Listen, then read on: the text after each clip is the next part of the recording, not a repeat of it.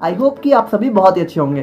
तो आज से हम लोग स्टार्ट करने जा रहे हैं अपनी फार्मास्यूटिकल इनऑर्गेनिक केमिस्ट्री की यूनिट 2, जिसकी फर्स्ट वीडियो में हम लोग बात करेंगे अपनी जो भी एसिड बेस की डेफिनेशन है और उनके पीछे जो भी हमारी थ्योरीज दी गई हैं, जिसमें हमारी आर्हेनियस थ्योरी है, ब्रॉन्स्टन-लोरी थ्योरी है और लुईस थ्योरी है। इसके ऊपर काफ़ी डिटेल में इसको बेसिक से एडवांस लेवल तक समझेंगे। और यार आज की वीडियो ना सच में बहुत ही ज़्यादा मज़ेदार होने वाली है। अगर आप लोगों ने केमिस्ट्री से पहले बिल्कुल भी नहीं पढ़ी है तब भी आपको आज की वीडियो बहुत ज़्यादा अच्छे से समझ में आने वाली है, क्योंकि इसमें हम लोग जो है पूरा बेसिक लेवल से लेके एडवांस लेवल तक पॉइंट टू पॉइंट क्लियर करके समझते हुए चलेंगे। तो देखो यार, जो हमारा एसिड है, ठीक है, तो उसकी जो जनरल थ्योरी या फिर जो जनरल कंसेप्ट है उसके हिसाब से हमारे एसिड क्या होते हैं। तो देखो, एसिड हमारे वो सब्सटेंस होते हैं, ठीक है, जिनका जो है सोल टेस्ट होता है, यानी कि सिंपली बात करें तो टेस्ट में वो हमारे खट्टे होते हैं, ठीक है। और ये हमारे क्या होता है, ये हमारे ब्लू लिटमस पेपर को रेड में कन्वर्ट कर देते हैं। अब देखो, यहाँ पे जो लिटमस पेपर वाला कंसेप्ट है, यहाँ पे कई लोगों को कंफ्यूजन हो जाती है कि ब्लू है कि रेड है। मतलब यहाँ पे बेस जो है रेड में कन्वर्ट करता है कि जो है हमारा यहाँ पे एसिड रेड में कन्वर्ट करता है, क्योंकि यहाँ पे देखो क्या होता है कि एसिड हमारा ब्लू को रेड में कन्वर्ट करता है और बेस हमारा क्या करता है, रेड को ब्लू में कन्वर्ट करता है। तो देखो, इसको याद कैसे रखना है। देखो, एसिड मतलब क्या होता है, खतरा, ठीक है, और रेड का मतलब क्या होता है, खतरा। तो यहाँ पे आप लोग इस चीज़ से यहाँ पे एक आइडिया लगा सकते हो। बाकी यहाँ पे एक और चीज़ से आप लोग यहाँ पे याद रख सकते हो कि देखो, एसिड के यहाँ पे लास्ट में क्या आता है, डी, और रेड के लास्ट में क्या आता है, डी। तो यहाँ पे डी से आप लोग यहाँ पे याद रख सकते हो कि जो हमारा लिटमस पेपर है वो ब्लू से रेड में कन्वर्ट होगा, ठीक है। और जो यहाँ पे इसका जो पीएच होता है, ठीक है, वो हमारा <7 होता है। अब देखो, पीएच को हम लोग जब बफर सॉल्यूशन इसके अगले लेक्चर में बहुत ही डिटेल में पढ़ने वाले हैं। तो बाकी देखो, अगर आप लोग को पीएच के बारे में बिल्कुल आइडिया नहीं है तो आप लोग को बता दूं कि देखो, पीएच हमारा एक स्केल होती है, ठीक है, जिसमें हमारे 1 से लेके 14 तक नंबर्स होते हैं। तो देखो, उसमें क्या होता है कि जो हमारे 7 से लेस हैं, यानी 1 to 7, यानी 1 to 7 नहीं, जो 7 होता है वो हमारा बिल्कुल न्यूट्रल होता है। यानी 1 to 6 अगर नंबर आ रहा है, जब मान लीजिए आप लोगों ने किसी सॉल्यूशन में, ठीक है, उसका पीएच जो है आप लोगों ने मेजर किया और वो पीएच की जो वैल्यू है हमारी वो 1 से 6 के बीच में लाई कर रही है, तो वो हमारा एसिड होगा। और अगर वो हमारी 7 से ऊपर है और 14 के नीचे, यानी वो हमारी 8 से 14 के बीच में अगर लाई कर रही है, तो वो हमारी बेस की कैटेगरी में आती है। तो यहाँ पे आप लोगों को पीएच भी समझ गए होंगे। और बाकी देखो, पीएच को हम लोग जो है अभी अगले लेक्चर में बहुत ही अच्छे से देखेंगे, तो वहाँ पे अगर जो भी कन्फ्यूजन है वो भी क्लियर हो जाएगी। और यहाँ पे बात करें तो जो हमारे एसिड होते हैं वो हमारे बेसिस के साथ रिएक्ट करते हैं और हमारी साल्ट का फॉर्मेशन करते हैं, ठीक है। तो आइए यार, इसको हम लोग जो है एक एग्जांपल से देखते हैं। जैसा कि आप लोग को पता है कि हमारा HCl जो है एक एसिड होता है, ठीक है, और ये हमारा जब हमारा NaOH से रिएक्ट करता है, ठीक है, तो यहाँ पे देखो, HCl हमारा क्या है, HCl हमारा यहाँ पे एसिड है और NaOH क्या है, NaOH हमारा यहाँ पे बेस है। तो जब ये दोनों आपस में रिएक्ट करते हैं तो ये दोनों क्या करते हैं, ये हमारे साल्ट का फॉर्मेशन करते हैं, यानी ये हमारे NaCl, आप लोग को पता है, हमारी सॉल्ट होती है, ठीक है। अगर नहीं पता है तो जान लो, यहाँ पे NaCl हमारी सॉल्ट होती है और वाटर हमारा यहाँ पे अलग हो जाता है। देखो, यहाँ पे सिंपल है, चाहे एसिड बेस से रिएक्ट करे चाहे बेस हमारा एसिड से रिएक्ट करे, यहाँ पे हमारी सॉल्ट का फॉर्मेशन होता है। तो अब हम लोग आते हैं यहाँ पे बेस की डेफिनेशन के ऊपर। तो देखो क्या होता है कि जो हमारे बेस होते हैं वो हमारे सिंपली एसिड के एकदम अपोजिट होते हैं। यानी यहाँ पे जो हमारा एसिड का टेस्ट होता था वो हमारा सोर यानी खट्टा होता था, और ये हमारे जो बेस होते हैं उनका यहाँ पे बिटर टेस्ट होता है, यानी कि वो टेस्ट में यहाँ पे कड़वे होते हैं। और यहाँ पे एसिड क्या करता था, यहाँ पे ब्लू लिटमस पेपर को रेड में कन्वर्ट करता था, और यहाँ पे बेस क्या करता है, यहाँ पे रेड लिटमस पेपर को ब्लू में कन्वर्ट करता है। अब देखो, यहाँ पे ब्लू को कैसे याद रखेंगे कि देखो, बेस के लास्ट में क्या आ रहा है, ई, और ब्लू के लास्ट में क्या आ रहा है, ई। तो वहां पे देखो, वहां पे एसिड के लास्ट में क्या आ रहा था, डी, और रेड के लास्ट में क्या आ रहा था, डी। यानी कि जिसके लास्ट में डी आए तो वहां पे वो कन्वर्ट होगा, और यहाँ पे अगर जो है जिसके लास्ट में ई है वहां पे आप लोग इससे याद कर सकते हो कि हमारा कौन सा कलर का लिटमस पेपर किस कलर में यहाँ पे कन्वर्ट होगा। तो अब हम लोग बात करें, यहाँ पे जो बेस का पीएच होता है वो हमारा <7 होता है। जैसा कि मैंने आप लोग को बताया कि एसिड का क्या होता है, <7 और बेस का क्या होता है, <7। और यहाँ पे बात करें तो ये हमारे एसिड के साथ रिएक्ट करके सॉल्ट का फॉर्मेशन करते हैं। तो देखो यार, चाहे एसिड बेस से रिएक्ट करे चाहे बेस हमारा एसिड से रिएक्ट करे, यानी बात करें चाहे 2 को 3 में जोड़े चाहे 3 को 2 में जोड़े, आंसर तो हमारा 5 ही आना है ना। तो ये बिल्कुल एकदम सिंपल है। तो देखो, ये हम लोगों ने एक जनरल डेफिनेशन देखी जो कि हमारी एसिड और बेस की थी। अब देखो, यहाँ पे हमारे एसिड और बेस के नेचर को एक्सप्लेन करने के लिए हमारी 3 मेजर थ्योरीज दी गई हैं। देखो, यहाँ पे 2 और थ्योरीज है, लेकिन आपके सिलेबस में मेन हमारी यही 3 इंपॉर्टेंट है। तो इन तीनों को आप लोग को बहुत ही अच्छे से पढ़ना है, जिसको हम लोग एक एक करके बहुत ही डिटेल में अच्छे से कवर करेंगे। और यार, ब्रॉन्स्टन-लोरी थ्योरी और लुईस थ्योरी में आप लोग को बहुत ज़्यादा मजा आने वाला है, ठीक है। काफ़ी नई नई चीज़ें आप लोग को देखने को मिलने वाली हैं। तो यहाँ पे बात करें तो देखो, यहाँ पे एसिड बेस के नेचर को एक्सप्लेन करने के लिए हमारी बेसिकली 3 थ्योरीज है। इसमें पहली है हमारी आर्हेनियस थ्योरी, दूसरी है हमारी ब्रॉन्स्टेड एंड ल्योरी थ्योरी, और तीसरी है हमारी लुईस थ्योरी। देखो यहाँ पे जो है ये लिखा तो लेविस होता है, लेकिन इसको हम लोग जो है प्रोनाउंसिएट करते हैं लुईस, ठीक है, तो इसको आप लोग ध्यान रखना। तो सबसे पहले हम लोग आते हैं अपनी आरएनएस थ्योरी पे। तो देखो यार, आरएनएस थ्योरी बहुत ही सिंपल है। यहाँ पे आरएनएस के अकॉर्डिंग एसिड हमारे वो सब्सटेंस होते हैं, ठीक है, कि जब उनको हम यहाँ पे वाटर या फिर एक्वस सॉल्यूशन में डिजोल्व करते हैं तो वो हमारे H+ को रिलीज करते हैं। अब देखो यार, यहाँ पे वाटर तो समझ में आ रहा है, अब ये एक्वस सॉल्यूशन क्या होता है। देखो मुझे पता है कि आप लोगों में से कई लोगों को पता होगा, बट देखो यहाँ पे कुछ लोग कंफ्यूज हो जाते हैं। तो आइए उसको हम लोग देख लेते हैं कि एक्वस सॉल्यूशन आखिर होता क्या है। तो देखो सोल्यूशन क्या होता है, सोल्यूशन हमारा होता है सोल्यूट प्लस, ठीक है, सॉल्वेंट। अब देखो यार, आप लोग को अगर बिल्कुल जो है डीप में जानना है सोल्यूशन को, तो वहाँ पे आप लोग हमारा जो है फार्मास्यूटिकल एनालिसिस में कंसंट्रेशन वाला लेक्चर देख सकते हैं। वहाँ पे हम लोगों ने इसको जो है डिटेल में बताया हुआ है। बट यहाँ पे सिंपली बात करें तो देखो, सोल्यूशन हमारा सोल्यूट प्लस सॉल्वेंट से मिलकर बना होता है, ठीक है। तो यहाँ पे क्या होता है कि जो हमारा एक्वस सोल्यूशन होता है, ओके, जो हमारा यहाँ पे एक्वस सोल्यूशन होता है, उसमें जो सॉल्वेंट होता है, ठीक है, वो हमारा यहाँ पे वाटर होता है, ठीक है। यहाँ पे सॉल्यूट कुछ भी हो सकता है, बट सॉल्वेंट हमारा वाटर होना चाहिए। अब देखो किसी किसी बुक में यहाँ पे सिर्फ यहाँ पे वाटर लिखा रहता है, या फिर कुछ हमारे टीचर भी सिर्फ वाटर पढ़ाते हैं, जबकि वो गलत है, ठीक है। यहाँ पे वाटर या फिर वाटर से जो भी मतलब वाटर को सॉल्वेंट में यूज करके हम लोग सॉल्यूट कुछ भी उसमें ऐड करें, ठीक है, तो उस टाइप के सोल्यूशन में जब हम लोग यहाँ पे एसिड को डिजोल्व करते हैं तो वो हमारा H+ को अगर रिलीज करता है तो आरएनएस के अकॉर्डिंग वो सब्सटेंस हमारे एसिड कहलाते हैं, ठीक है। तो यहाँ पे बात करें अगर हम लोग अपने एग्जांपल की, तो आप लोग देख सकते हैं कि HCl को जब हम लोग यहाँ पे वाटर में या फिर एक्वस सॉल्यूशन में डिजोल्व करते हैं तो वो यहाँ पे H+ और Cl- में डिसोसिएट या फिर ब्रेक हो जाता है, ठीक है। तो जैसा कि यहाँ पे आरएनएस ने क्या बताया था कि अगर H+ यहाँ पे रिलीज हो रहा है तो यहाँ पे सब्सटेंस हमारा एसिड होगा, यानी HCl हमारा आरएनएस के अकॉर्डिंग एसिड है। तो उसी तरीके से हम लोग अगर बेस की बात करें तो आरएनएस के अकॉर्डिंग बेस हमारे वो सब्सटेंस होते हैं, ठीक है, कि जब उनको यहाँ पे वाटर या एक्वस सॉल्यूशन में डिजोल्व किया जाए तो वो वहाँ पे हाइड्रोक्साइड यानी OH- आयन को रिलीज करें। देखो यहाँ पे जो है डिफरेंस समझते चलो। यहाँ पे एसिड हमारा क्या कर रहा था, H+ रिलीज कर रहा था, और बेस हमारा क्या कर रहा है, OH- रिलीज कर रहा है अकॉर्डिंग टू आरएनएस। तो यहाँ पे एग्जांपल की बात करें तो NaOH को जब हम लोग वाटर में डिजोल्व करते हैं, ठीक है, तो वो हमारा Na+ और OH- में डिसोसिएट हो जाता है, यानी कि यहाँ पे ये NaOH हमारा OH- आयन को यहाँ पे रिलीज कर देता है। तो अकॉर्डिंग टू आरएनएस यहाँ पे NaOH हमारा बेस की तरह रिएक्ट करता है। तो यहाँ पे बात करें तो देखो यार, यहाँ पे थोड़ा सा गलती हो गई है। यहाँ पे ए जो है हमारा स्मॉल होता है, जैसा आप लोग को पता है सोडियम में। तो अब हम लोग बात करते हैं यहाँ पे लिमिटेशंस ऑफ आरएनएस थ्योरी की, यानी कि आरएनएस की जो थ्योरी है उसमें कौन कौन सी कमी रह गई थी, या फिर कौन कौन सी चीजें वो हमारे एसिड बेस के कंसेप्ट में एक्सप्लेन नहीं कर पाए थे। तो यहाँ पे बात करें अगर हम लोग अपने आरएनएस थ्योरी के पहले लिमिटेशन या फिर ड्रॉबैक की, तो जो हमारी आरएनएस थ्योरी थी वो हमारा जो एसिड बेस का कंसेप्ट था उसको सिर्फ एक्वस मीडियम में ही एक्सप्लेन कर पा रही थी। वो हमारी ये बताने में फेल हो जा रही थी कि अगर हम लोग जो है एसिड बेस को किसी नॉन एक्वस मीडियम में डालें तो वो वहां पे अपना कैसा नेचर शो करेंगे, ठीक है। यानी कि बात करें सिंपली, तो अगर सॉल्वेंट यहाँ पे हमारा वाटर की बजाय कुछ और ऐड कर दिया जाए तो वहां पे वो एसिड बेस का नेचर एक्सप्लेन नहीं कर पा रहे थे। और यहाँ पे अगर बात करें हम लोग अपने सेकंड पॉइंट की, तो देखो आरएनएस थ्योरी की डेफिनेशन के अकॉर्डिंग जो है एसिड हमारे वो सब्सटेंस होते हैं कि जो H+ देते हैं, ठीक है, और बेस हमारे वो सब्सटेंस होते हैं जो OH- रिलीज करते हैं। तो यार यहाँ पे बात करें तो ऐसे हमारे बहुत सारे एसिड बेस हैं जो हमारे H+ या फिर OH- को कंटेन ही नहीं करते हैं, लेकिन फिर भी वो हमारे एसिड बेस की कैटेगरी में आते हैं। तो यहाँ पे उन सारे जो एसिड बेस थे उनके नेचर को यहाँ पे आरएनएस थ्योरी नहीं एक्सप्लेन कर पा रही थी। यानी यहाँ पे एग्जांपल की बात करें तो यहाँ पे जैसा आप लोग देख सकते हो कि SO2 और BF3 हमारा एसिड होते हैं, ठीक है। तो यार अगर इसको हम लोग वाटर में डिजोल्व करेंगे तो यहाँ पे कोई H+ ये रिलीज नहीं करने वाला, क्योंकि यहाँ पे कोई H है ही नहीं, ठीक है। और वहीं इसी तरह बात करें हम लोग अपने NH3 की, तो ये हमारा एक बेस होता है, लेकिन यहाँ पे आप लोग देख सकते हो कि अगर इसको हम लोग वाटर में डिजोल्व करेंगे या फिर एक्वस सॉल्यूशन में डिजोल्व करेंगे तो यहाँ पे OH- रिलीज ही नहीं होगा, क्योंकि यहाँ पे कोई OH- आयन है ही नहीं, ठीक है। और उसी तरीके से बात करें अगर हम लोग अपने थर्ड ड्रॉबैक की, तो ये जो है हमारी कॉन्जुगेट एसिड बेस की थ्योरी को नहीं एक्सप्लेन कर पा रहे थे। अब देखो कॉन्जुगेट एसिड बेस थ्योरी, मुझे पता है कि आप लोग नहीं समझ पा रहे हो, इसको ही हम लोग जो है ब्रॉन्स्टेड-लोरी थ्योरी में अभी बहुत ही डिटेल में बहुत ही अच्छे से समझने वाले हैं, और यार आप लोग को मतलब बहुत ज़्यादा मजा आने वाला है, ठीक है। तो चलो अब हम लोग बढ़ते हैं अपने नेक्स्ट थ्योरी के ऊपर, जो कि है हमारी ब्रॉन्स्टेड-लोरी थ्योरी।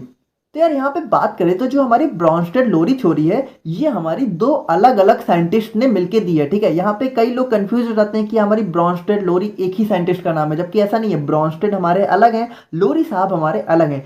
तो इन दोनों ने मिलके हमारी एक थ्योरी दी थी, ठीक है, जिसको हम लोग प्रोटॉनिक थ्योरी के नाम से भी जानते हैं, क्योंकि यहाँ पे इन्होंने बेसिकली एसिड बेस को प्रोटॉन के टर्म में बात किया था। तो यहाँ पे सिंपली बात करें तो जो हमारे ब्रॉन्स्टेड और लोरी साहब थे वो ये कह रहे थे कि जो हमारे एसिड होते हैं, ठीक है, वो हमारे वो सब्सटेंस होते हैं जो कि हमारे प्रोटॉन को डोनेट कर सकते हैं। अब प्रोटॉन क्या होता है? प्रोटॉन हमारा H+ होता है। तो H+ को आखिर प्रोटॉन क्यों कहते हैं, चलिए इसको भी हम लोग थोड़ा समझ लेते हैं। तो देखो, जैसा आप लोग को पता है कि हाइड्रोजन में हमारे जो है कितने प्रोटॉन होते हैं, हाइड्रोजन में हमारे नंबर ऑफ प्रोटॉन कितने होते हैं? 1, ठीक है। नंबर ऑफ इलेक्ट्रॉन कितने होते हैं? 1, ठीक है। और हमारे न्यूट्रॉन कितने होते हैं यहाँ पे? 0। अब देखो, आप लोग को पता है तो बहुत अच्छी बात है, और नहीं पता है तो जान लो, ठीक है, कि जो हमारा हाइड्रोजन एटम होता है उसमें हमारा एक प्रोटॉन होता है, एक इलेक्ट्रॉन होता है, और न्यूट्रॉन हमारा 0 होता है। सॉरी, यहाँ पे मैंने 1 लिख दिया, ये हमारा 0 होता है। तो यार यहाँ पे देखो, H+ क्या होता है? जब हम लोग यहाँ पे हाइड्रोजन से एक इलेक्ट्रॉन को रिलीज कर लें, ठीक है, तब तो हमारा H+ होता है। अब देखो, आप लोग को अगर नहीं पता तो आप लोग को बता दूं कि जब भी हम लोग किसी एटम से जो है एक इलेक्ट्रॉन को निकाल लेते हैं तो उसके ऊपर एक प्लस चार्ज आ जाता है, ठीक है। इसी तरीके से अगर हम लोग 2 इलेक्ट्रॉन निकालेंगे तो 2 प्लस चार्ज आ जाएगा। अब देखो, मुझे पता है कि आप लोगों में से कई लोगों को ये बहुत बोरिंग लग रहा होगा क्योंकि आप लोगों को पता होगी, लेकिन यहाँ पे कई सारे लोग हैं जिनको नहीं पता है, ठीक है। तो यार आप लोग थोड़ा आगे बढ़ा सकते हो, ठीक है, स्किप कर सकते हो। तो जैसा कि मैंने आप लोग को बताया कि यहाँ पे हाइड्रोजन से जब हम लोग एक इलेक्ट्रॉन को यहाँ पे निकाल लेते हैं तो हमारे H+ का फॉर्मेशन होता है। तो अब बात करें यहाँ पे H+ की, तो यहाँ पे प्रोटॉन कितने हैं?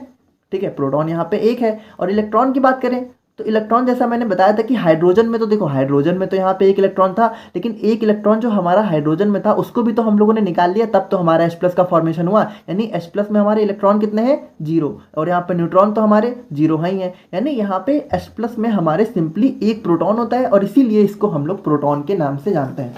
यहाँ पे ब्रॉन्स्टेड और ल्योरी थ्योरी के मुताबिक हमारे एसिड वो सब्सटेंस होते हैं जो हमारे H+ को डोनेट कर सकते हैं, ठीक है।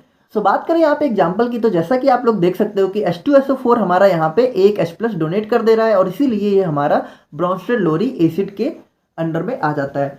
और वहीं पे अब हम लोग बात करें अगर हम लोग ब्रॉन्स्टेड लोरी बेस के बारे में, तो इनके मुताबिक बेस हमारे वो सब्सटेंस होते हैं जो हमारे प्रोटॉन को एक्सेप्ट करते हैं। देखो सिंपल, एसिड क्या करता है? प्रोटॉन डोनेट करता है। बेस क्या करता है? यहाँ पे प्रोटॉन एक्सेप्ट करता है अकॉर्डिंग टू ब्रॉन्स्टेड एंड लोरी, ठीक है। तो यहाँ पे एग्जांपल की बात करें तो यहाँ पे आप लोग जैसे देख सकते हो कि NH3 हमारा बेस है, उसने हमारा यहाँ पे H+ यानी प्रोटॉन को एक्सेप्ट कर लिया, ठीक है, और वो हमारा NH4+ में कन्वर्ट हो गया।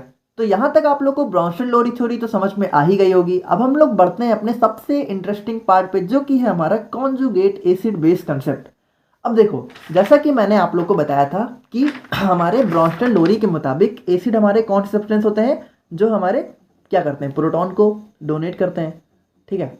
और बेस हमारे क्या करते हैं? यहाँ पे प्रोटॉन को एक्सेप्ट करते हैं, ठीक है। देखो, आप लोगों को बहुत ही इंटरेस्टिंग बात यहाँ पे पता चलने वाली है।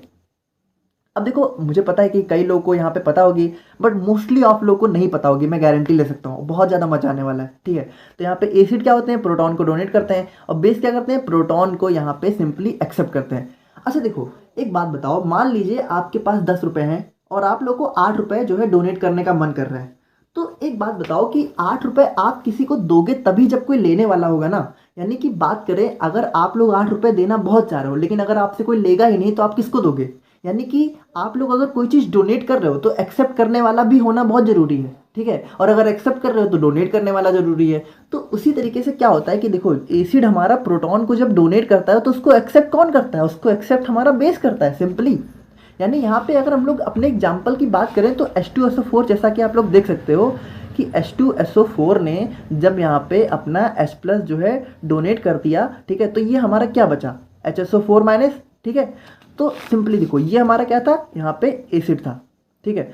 अब यहाँ पे देखो, अब हम लोग देखो बहुत ही इंपॉर्टेंट यहीं पे बात करने वाले हैं कि अगर इसी रिएक्शन को मैं उल्टा लिख दूँ। अब देखो, मुझे पता है कि ये रिएक्शन उल्टे जो है बहुत कम हो रही है, लेकिन हो रही है, ठीक है। यहाँ पे रिवर्सिबल रिएक्शन ये हो रही है, बहुत कम अमाउंट में हो रही है, लेकिन हो रही है।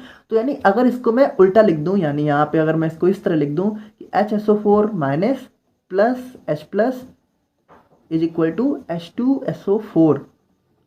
तो अब आप लोग देखो, अब आप लोग बेस की डेफिनेशन को देखो। According to Bronsted Lowry, base are दो substance which have tendency to accept the proton. अब यहाँ पे देखो, यहाँ पे HSO4- क्या कर रहा है? HSO4- यहाँ पे प्रोटॉन यानी H+ को एक्सेप्ट कर रहा है, और यहाँ पे किस में कन्वर्ट हो रहा है? H2SO4 में। तो यानी HSO4 हमारा यहाँ पे बेस की तरह एक्ट कर रहा है ना, कर रहा है कि नहीं? यहाँ पे देखो डेफिनेशन क्या कह रही है, यानी कि अकॉर्डिंग टू ब्रॉन्स्टन लोरी साहब यहाँ पे जो HSO4 है हमारा, वो हमारा बेस है। यानी सिंपली अगर बात करें तो H2SO4 की जो भी हमारी रिएक्शन थी, अगर इसको हम लोग देखें, ठीक है, तो ये हमारा क्या लिखा हुआ था, H2SO4 is equal to H plus HSO4 minus, यानी कि ये हमारा यहाँ पे जो एसिड होता है तो ये हमारा यहाँ पे बेस हो जाता है, ठीक है। और यहाँ पे इसी को हम लोग simply conjugate acid base pair के नाम से जानते हैं।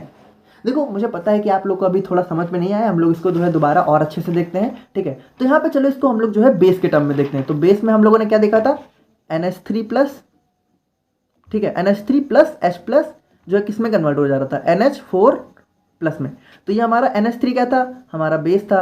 तो according to Brønsted lorry base हमारा क्या करता है, प्रोटॉन को एक्सेप्ट करता है। चलो बहुत अच्छी बात है, यानी इसने H प्लस को एक्सेप्ट किया और ये हमारा क्या हो गया, NH4 प्लस में कन्वर्ट हो गया। अब इसी को हम लोग थोड़ा उल्टा करके लिखते हैं। तो अगर हम लोगों ने इसको उल्टा करके लिखा, यानी NH4 plus is equal to यहाँ पे NH3 प्लस H प्लस, तो हम लोग बात करें तो यहाँ पे आप लोग देखो कि जो NH4 प्लस है हमारा, वो हमारा इधर जाके H प्लस को डोनेट कर रहा है, यानी ये हमारा सिंपली एसिड की तरह एक्ट कर रहा है। यानी अगर सिंपली यहाँ पे इस एग्जांपल में बात करें तो जो हमारा NH3 है वो हमारा बेस है, और जब ये इधर जाके कन्वर्ट हुआ तो ये हमारा एसिड हो गया। तो यहाँ पे बात करें सिंपली तो देखो NH3 हमारा जब यहाँ पे है तो ये हमारा बेस की तरह एक्ट कर रहा है, और जब इसने H प्लस को कन्वर्ट कर लिया तो यहाँ पे सिंपली, तो यार यहाँ पे सिंपली बात करें तो NH3 हमारा जो कि बेस है, जब वो यहाँ पे H प्लस को एक्सेप्ट कर लेता है तो वो हमारा NH4 प्लस में कन्वर्ट होता है, जो कि हमारा बेस की तरह एक्ट करता है।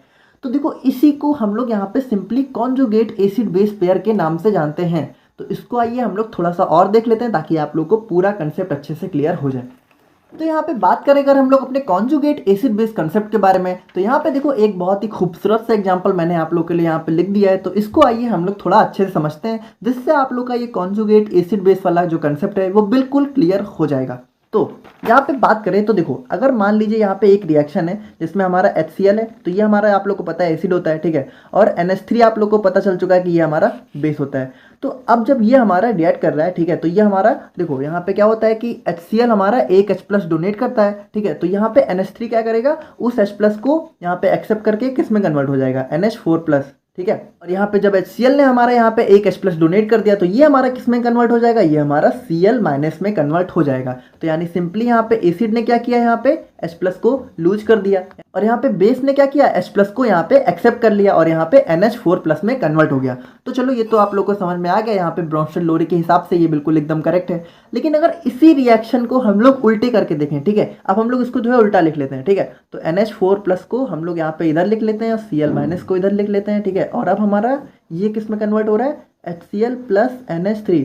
अब देखो मुझे पता है ये रिवर्सिबल जो है बहुत कम हो रही है, 2% ही सही लेकिन हो रही है, ठीक है, 98% इसके चांस यही है कि ये इधर से इधर कन्वर्ट होगा, लेकिन 2% इधर से इधर भी हो रहा है। तो हम लोग उस केस को देखें अगर, तो यहाँ पे अब देखो बहुत ही ज़्यादा मतलब इंटरेस्टिंग बात है कि NH4 प्लस को अगर हम लोग देखें तो इसने क्या किया, इसने हमारा एक जो है H प्लस यहाँ पे लूज कर दिया, ठीक है, और NH3 में कन्वर्ट हो गया, यानी एक H प्लस इसने क्या किया, डोनेट किया, डोनेट, ठीक है। तो डोनेट कौन करता है, डोनेट हमारा कौन करता है, यहाँ पे एसिड, देखो डोनेट यहाँ पे क्या करता था, एसिड यहाँ पे डोनेट कर रहा था, यानी NH4 प्लस हमारा एसिड हो गया, ठीक है। और वहीं पे Cl माइनस की बात करें तो इसने क्या किया, इसने हमारा जो H प्लस डोनेट किया था NH4 प्लस ने, उसको एक्सेप्ट करके हमारा किस में कन्वर्ट हो गया, HCl में। तो ये हमारा क्या हो गया, बेस, क्योंकि इसने हमारा जो H प्लस है उसको यहाँ पे एक्सेप्ट कर लिया।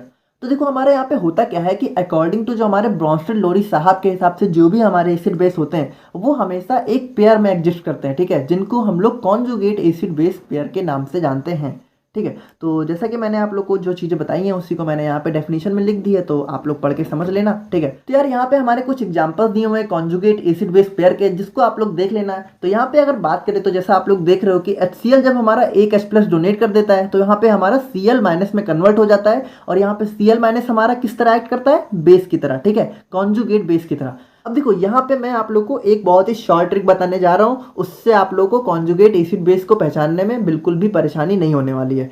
तो देखो जहाँ पे भी आपको प्लस साइन दिखे समझ लेना वो हमारा कॉन्जुगेट एसिड है, ठीक है, जहाँ पे आप लोग को माइनस साइन दिखे वहाँ पे आप लोग समझ जाना कि वो हमारा कॉन्जुगेट बेस है। तो यहाँ पे आप लोग जैसा देख सकते हो कि हमारा Cl माइनस क्या है, माइनस साइन है, तो ये हमारा किस तरह एक्ट करेगा, कॉन्जुगेट बेस की तरह। HSO4 में यहाँ पे माइनस है तो conjugate base, SO4 2 plus minus में माइनस है तो कॉन्जुगेट बेस। और उसी तरीके से जब हम लोगों ने अपने पिछले एग्जाम्पल में देखा था तो NH4 प्लस था, ठीक है, प्लस था तो वो क्या था, एसिड, यानी अगर प्लस है तो कॉन्जुगेट एसिड है, माइनस है तो कॉन्जुगेट बेस है, सिंपल। ठीक है, तो यार अब यहाँ पे बात करें अगर हम लोग अपने नेचर ऑफ वाटर के बारे में, तो देखो यहाँ पे एक बहुत ही इंटरेस्टिंग बात आप लोग को देखने को मिलेगी कि जो हमारा वाटर होता है वो हमारा एसिड की तरह भी एक्ट करता है और हमारा बेस की तरह भी एक्ट करता है, यानी कि सिंपली बात करें तो ये हमारा एम्फोटेरिक नेचर का होता है। एम्फोटेरिक हमारे वो सब्सटेंस होते हैं जो हमारे एसिड बेस दोनों की तरह एक्ट करते हैं। तो सिंपली अगर हम लोग इसको देखें तो जैसा कि आप लोग देख सकते हो कि हमारा जो फर्स्ट एग्जांपल है उसमें हमारा H2O क्या कर रहा है, H+ यानी हमारा प्रोटॉन को डोनेट कर रहा है या फिर रिलीज कर रहा है, तो ये हमारा किस तरह एक्ट कर रहा है, एसिड की तरह। ठीक है, और उसी जो है सेकंड एग्जांपल की बात करें तो यहाँ पे आप लोग देख सकते हो कि H2O हमारा H+ को एक्सेप्ट करके हाइड्रोनियम आयन में कन्वर्ट हो जा रहा है, तो ये हमारा बेस की तरह रिएक्ट कर रहा है। ठीक है, क्योंकि बेस क्या करते हैं, H+ को एक्सेप्ट और एसिड क्या करते हैं, H+ को रिलीज अकॉर्डिंग टू ब्रॉन्स्टेड लोरी। देखो अभी हम लोग ब्रॉन्स्टेड लोरी को ही पढ़ रहे हैं, तो ये सारी चीजें जो भी हम लोगों ने कॉन्जुगेट एसिड बेस कंसेप्ट है सब कुछ ब्रॉन्स्टेड लोरी के अंडर में आता है। ठीक है, इसको आप लोग आर्हेनियस और लुईस में मत अप्लाई करना, मैं फिर बोल रहा हूँ। तो यहाँ पे सिंपली अब हम लोग बात करें limitations of Bronsted Lowry theory की, तो देखो यार वैसे तो ब्रॉन्स्टेड लोरी थ्योरी हमारी बहुत ही अच्छी है, ठीक है, और इसमें हमारा कोई मेजर कमी नहीं है, लेकिन एक सिंपल सी जो चीज़ है जिसको ये लोग एक्सप्लेन नहीं कर पाए वो ये है कि जिस एसिड में हमारा यहाँ पे H+ नहीं होता है। देखो क्या है कि ब्रॉन्स्टेड लोरी साहब ने हमारे H+ के टर्म में सारी बातें की हैं, तो अगर किसी एसिड या फिर बेस में हमारा H+ नहीं है तो वो वहाँ पे उस चीज़ को एक्सप्लेन करने में अनसक्सेसफुल हो गए। ठीक है, यानी बात करें अगर हम लोग जो है यहाँ पे SO2 BF3 जैसे सब्सटेंस की जो कि हमारे एसिड होते हैं, ठीक है, BF3 हमारा एसिड है, SO2 हमारा एसिड है, लेकिन यहाँ पे अगर हम लोग बात करें in the terms of Brønsted और लोरी, तो यहाँ पे देखो SO2 जहाँ पे अगर हम लोग बात करें तो ना यहाँ पे कोई H+ रिलीज करेगा ना तो एक्सेप्ट करेगा, तो इनके हिसाब से तो ना हमारा ये एसिड है ना हमारा बेस है, जबकि ये हमारा एसिड है, तो इस चीज़ को एक्सप्लेन करने में ये हमारे फेल हो गए। सो बात करें तो जो यहाँ पे SO2 BF3 जैसे सब्सटेंस हैं, ठीक है, इनको एसिड प्रूफ करने के लिए हमारी आती है लास्ट थ्योरी जो कि है हमारी Lewis theory of acid and base. तो आइए उसको हम लोग देख लेते हैं और हमारा आज का लेक्चर वहाँ से कंप्लीट हो जाएगा। तो अब आते हैं हमारे लुईस साहब जो कि हमारे एसिड बेस के कंसेप्ट को एक्सप्लेन करते हैं in the terms of electron. ठीक है, तो अब देखो इनका कहना क्या है कि हमारा भाई जो एसिड है, ठीक है, वो हमारे वो सब्सटेंस होते हैं जो कि लोन पेयर ऑफ इलेक्ट्रॉन को एक्सेप्ट कर दे। अब देखो यहाँ पे आप लोग जो है एक चीज बहुत ही ध्यान से जो है को रिलेट करके चलो। ब्रॉन्स्टेड लोरी साहब ने क्या कहा था कि हमारा जो एसिड होता है वो प्रोटॉन को डोनेट करता है। ठीक है, वहां पे वो लोग प्रोटॉन के टर्म में यानी H+ के टर्म में बात कर रहे थे, और जो हमारे लुईस साहब है वो हमारे किस टर्म में बात कर रहे हैं, in the terms of loan pair of electron, और इनके मुताबिक एसिड हमारे इलेक्ट्रॉन यानी लोन पेयर ऑफ इलेक्ट्रॉन को एक्सेप्ट करते हैं। ठीक है, तो यहाँ पे एग्जाम्पल की बात करें, देखो यहाँ पे जो हमारा BF3 होता है उसके आउटर मोस्ट सेल में हमारे 3 इलेक्ट्रॉन होते हैं। अब देखो ये हमारी जो लुईस वाली थ्योरी है ये हमारी पूरी आउटर मोस्ट सेल के इलेक्ट्रॉन पे खीली गई है। तो पहले हम लोग थोड़ा इसको समझ लेते हैं कि हमारा जो आउटर मोस्ट सेल होता है वो क्या होता है, उसमें क्या इलेक्ट्रॉन होते हैं। अब देखो मुझे पता है कि आप लोगों में से कई लोगों को ये बातें पता होंगी, बट जिनको नहीं पता है यार उनके लिए समझाना जरूरी है। ठीक है, तो जैसा कि आप लोग को एक चीज बता दूं कि देखो BF3 में हमारा क्या है, बोरॉन। ठीक है, बोरॉन का एटॉमिक नंबर कितना होता है, 5। ठीक है, तो इसके जो है इलेक्ट्रॉनिक कॉन्फ़िगरेशन की बात करें तो वो हमारा क्या होगा, 2 3, यानी कि इसका जो आउटर मोस्ट सेल है, आउटर मोस्ट सेल में हमारे कितने इलेक्ट्रॉन है, आउटर मोस्ट सेल में हमारे 3 इलेक्ट्रॉन है। ठीक है, अब देखो आप लोग को अगर नहीं पता है तो आप लोग को एक बात बता दूं कि हमारे जो आउटर मोस्ट सेल है, ठीक है, किसी भी हमारे एटम के उसमें हमारे 8 इलेक्ट्रॉन अगर होते हैं तब जाके उसकी आउटर मोस्ट सेल फुलफिल होती है। ठीक है, और वो हमारा जो है स्टेबल होता है। तो यहाँ पे बात करें तो इसके पास तो सिर्फ 3 है, तो ये देखो ये हमारा क्या करता है कि इसके पास 3 इलेक्ट्रॉन है, तो ये हमारे 3 फ्लोरीन से हमारे 3 बॉन्ड बना लेता है। ठीक है, तो यहाँ पे फ्लोरीन की बात करें तो जैसा कि आप लोग देख सकते हो कि ये हमारे 3 बॉन्ड बना लिए इसने। अब क्या हुआ, यहाँ पे जो है इसने इलेक्ट्रॉन को यहाँ पे शेयर कर लिया। अब इसके पास कितने हो गए, अब इसके पास 6 इलेक्ट्रॉन हो गए, लेकिन अभी भी इसके पास 2 इलेक्ट्रॉन यहाँ पे नहीं है। ठीक है, तो अब इसको 2 इलेक्ट्रॉन चाहिए, तो ये क्या कर रहा है, यहाँ पे ये लोन पेयर ऑफ इलेक्ट्रॉन को एक्सेप्ट कर सकता है। ठीक है, सिंपली बात करें, देखो क्यों चाहिए 2, 8 पूरा करने के लिए। ठीक है, क्योंकि देखो 6 पूरे हो गए, देखो यहाँ पे 1 2 3 4 5 6, देखो थे तो इसके पास 3 ही, लेकिन एक एक इसने 3 फ्लोरीन से लेके, ठीक है, मतलब लिए नहीं है, यहाँ पे एक बॉन्ड बन रहा है। ठीक है, तो यहाँ पे शेयरिंग हो रही है। देखो जिन लोगों को पता है बहुत अच्छी बात है, जिन लोगों को बॉन्ड ऑन के बारे में बिल्कुल आइडिया नहीं है तो उसको भी हम लोग मतलब आगे जो हमारे सेकेंड सेमेस्टर में उसको हम लोग बहुत अच्छे से पढ़ेंगे, क्योंकि फर्स्ट सेमेस्टर में इसका कोई बहुत ज़्यादा काम नहीं है। तो आप लोग बस ऊपर ऊपर से समझ लो, ठीक है। देखो इसने क्या किया, इसने यहाँ पे 2 इलेक्ट्रॉन, मतलब 1 इलेक्ट्रॉन इससे ले लिए, 1 इलेक्ट्रॉन इससे, 1 इलेक्ट्रॉन इससे, ठीक है। यहाँ पे म्यूचुअल शेयरिंग हो रही है, ठीक है। तो इसने 6 पूरे कर लिए और 2 अभी भी इसको चाहिए। तो 2 क्या करता है, ये लोन पेयर ऑफ इलेक्ट्रॉन यहाँ पे 2 एक्सेप्ट कर सकता है। तो अकॉर्डिंग टू हमारा जो है लुईस थ्योरी क्या था कि एसिड हमारे कौन सब्सटेंस होते हैं जो लोन पेयर ऑफ इलेक्ट्रॉन को एक्सेप्ट कर सकते हैं, यानी BF3 हमारा क्या होता है, लुईस एसिड, ठीक है। तो उसी तरीके से बात करें अगर हम लोग अपने लुईस बेस के बारे में, तो ये हमारे वो सब्सटेंस होते हैं जो कि हमारे लोन पेयर ऑफ इलेक्ट्रॉन को डोनेट कर सकते हैं, ठीक है। सो बात करें हम लोग अपने एग्जाम्पल की जो कि हमारा NH3 है, तो यहाँ पे बात करें अगर नाइट्रोजन की, तो नाइट्रोजन का एटॉमिक नंबर कितना होता है, 7। अगर हम लोग इसका इलेक्ट्रॉनिक कॉन्फ़िगरेशन करें तो कितना होगा, 2 और 5। और यहाँ पे बात करें अगर यहाँ पे NH3 की, तो जैसा आप लोग देख सकते हो कि नाइट्रोजन क्या करता है कि उसके पास हमारे 5 यहाँ पे इलेक्ट्रॉन जो है होते हैं आउटर मोस्ट सेल में, ठीक है। तो यहाँ पे क्या करता है कि एक एक जो है उससे हमारा क्या करता है कि यहाँ पे 3 हाइड्रोजन के साथ यहाँ पे बॉन्ड बना लेता है। लेकिन उसके बाद क्या होता है, उसके पास भी देखो इसके यहाँ पे 2 लोन पेयर ऑफ इलेक्ट्रॉन यहाँ पे इसके पास रह जाते हैं, ठीक है। एक एक से तो इसने यहाँ पे जो है बॉन्ड बना लिया, ठीक है, लेकिन यहाँ पे 2 यहाँ पे बच गए, ठीक है। तो अब ये क्या करता है, ये यहाँ पे लोन पेयर ऑफ इलेक्ट्रॉन को डोनेट कर सकता है, ठीक है, क्योंकि 2 इसके पास फालतू हैं। तो इसी तरीके से अगर हम लोग बात करें डेफिनेशन की, तो अकॉर्डिंग टू लुईस बेस दो substance which have the tendency to donate a lone pair of electron, यानी कि हमारे लुईस बेस वो सब्सटेंस होते हैं जो लोन पेयर ऑफ इलेक्ट्रॉन को डोनेट कर सके। तो यहाँ पे NH3 की बात करें तो देखो इसके पास हमारे 2 इलेक्ट्रॉन रह जाते हैं, क्योंकि इसके आउटर मोस्ट सेल में कितने इलेक्ट्रॉन होते हैं, 5। देखो एक एक से इसने क्या किया, हाइड्रोजन के साथ बॉन्ड बना लिया, 2 इसके पास रह गए, जिसको ये चाहे तो डोनेट कर सकता है। तो उसी तरीके से ये हमारा लुईस बेस की तरह एक्ट करता है। सर यहाँ पे देखो एक बहुत ही फेमस एग्जांपल आप लोग की बुक में दिया रहता है, तो आइए उसको हम लोग यहाँ पे बहुत अच्छे से समझ लेते हैं, जिसमें यहाँ पे लुईस एसिड बेस यहाँ पे किस तरीके से अपना पेयर बनाते हैं उसको समझाया गया है। तो देखो जैसा कि मैंने आप लोग को बताया था कि लुईस जो है एसिड क्या होता है, जो हमारे लोन पेयर ऑफ इलेक्ट्रॉन को एक्सेप्ट कर सके, और लुईस बेस क्या होता है, जो डोनेट कर सके। तो देखो जब हमारा लुईस बेस यहाँ पे डोनेट करेगा जहाँ लोन पेयर ऑफ इलेक्ट्रॉन, तो उसको एक्सेप्ट कौन करेगा, उसको एक्सेप्ट हमारा लुईस एसिड करेगा। तो अगर यहाँ पे बात करें जैसा हम लोगों ने देखा था, ठीक है, कि BF3 हमारा क्या था, एसिड था, है ना, लुईस एसिड था BF3। तो जैसा कि आप लोग को पता है कि इसको जो है 2 इलेक्ट्रॉन चाहिए थे, यानी इसको 2 लोन पेयर ऑफ इलेक्ट्रॉन चाहिए थे। और यहाँ पे बात करें अगर हम लोग NH3 की, तो ये हमारा क्या था, ये हमारा लुईस बेस था। देखो ये क्या है, लुईस बेस है, ठीक है, और ये हमारा क्या है, लुईस एसिड है, ओके। देखो बिल्कुल भी कंफ्यूज नहीं होना है, अगर आप लोगों को थोड़ा नहीं समझ रहा तो एक बार थोड़ा फिर से रिमाइंड करके देखिए, आप लोगों को समझ में आ जाएगा। अब इसके पास देखो, इसके पास क्या है, 2 लोन पेयर ऑफ इलेक्ट्रॉन हैं और इसके पास कमी है, तो यानी ये इसको डोनेट कर सकता है। तो देखो जो जिसको दे रहा है उस तरफ से हम लोग एरो लगाते हैं। तो यहाँ पे एरो किस तरफ लगेगा, एरो इसकी तरफ लगेगा, क्योंकि ये हमारा क्या कर रहा है, loan pair of electron donate कर रहा है और ये क्या कर रहा है, एक्सेप्ट कर रहा है। तो यहाँ पे ये जो हमारा ये बॉन्ड बन रहा है ना इन दोनों के बीच में, इसको हम लोग कहते हैं कोऑर्डिनेट बॉन्ड, ठीक है। वैसे तो इसको कोऑर्डिनेट कोवैलेंट बॉन्ड बोला जाता है, बट यहाँ पे सिंपली आप लोग कोऑर्डिनेट बॉन्ड के नाम से इसको जान सकते हो। तो क्या होता है कि जो हमारे लुईस एसिड होते हैं और लुईस बेस होते हैं, वो आपस में जब हमारे रिएक्ट करते हैं तो हमारे क्या करते हैं, कोवैलेंट बॉन्ड का फॉर्मेशन करते हैं। जैसा कि आप लोग देख सकते हो यहाँ पे मैंने लिख दिया है, ठीक है। जब भी हमारे लुईस एसिड और लुईस बेस आपस में रिएक्ट करते हैं तो वो हमारे कोऑर्डिनेट बॉन्ड का फॉर्मेशन करते हैं। तो यार यहाँ पे बफर्स के बारे में बात करने से पहले हम लोग ये चीज़ देख लेते हैं कि हमारा पीएच क्या होता है, ठीक है। तो बात करें अगर हम लोग यहाँ पे पीएच की, तो 1909 में हमारे जो डैनिश केमिस्ट थे एक सोरेनसन, ठीक है, उन्होंने हमारे जो पीएच का कंसेप्ट है उसको इंट्रोड्यूस किया था।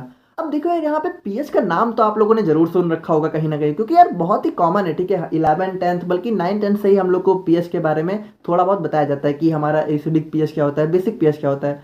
बट कुछ भी नहीं सुना, फिर भी आपको आज की वीडियो बहुत ज़्यादा अच्छे से समझ में आएगी, बस एक एक चीज़ ध्यान से समझते हुए चलना। तो देखो क्या है कि पीएच को हम लोग जो है बेसिकली डिफाइन करते हैं पोटेंशियल या फिर पावर ऑफ हाइड्रोजन। यहाँ पे पी हमारा पोटेंशियल या फिर पावर को रिप्रेजेंट करता है, और जो एच होता है हमारा उसको हम लोग हाइड्रोजन के नाम से जानते हैं, ठीक है। अच्छा देखो हमारे हिंदी मीडियम वालों के लिए बता दूं कि एसिड बेस को हम लोग अम्ल और क्षार कहते हैं, तो आई होप कि आप लोग को चीज़ें समझ में आ रही होंगी, ठीक है। और जो पीएच होता है, ठीक है, ये हमारा अगर इसको सिंपली डिफाइन किया जाए तो ये हमारे negative logarithm of hydrogen ion concentration से डिफाइन किया जाता है, यानी कि जो हमारा पीएच होता है वो हमारा माइनस लॉग ऑफ H+ होता है, ठीक है। तो देखो यार यहाँ पे एक चीज़ आप लोग नोटिस कर पा रहे होंगे कि जो हमारा पीएच है उसको बेसिकली यहाँ पे हाइड्रोजन के टर्म में डिफाइन किया गया है। तो यहाँ पर यार हाइड्रोजन के टर्म में ही इसको क्यों डिफाइन किया गया है, चलिए उसको भी हम लोग यहाँ पे थोड़ा सा समझ लेते हैं।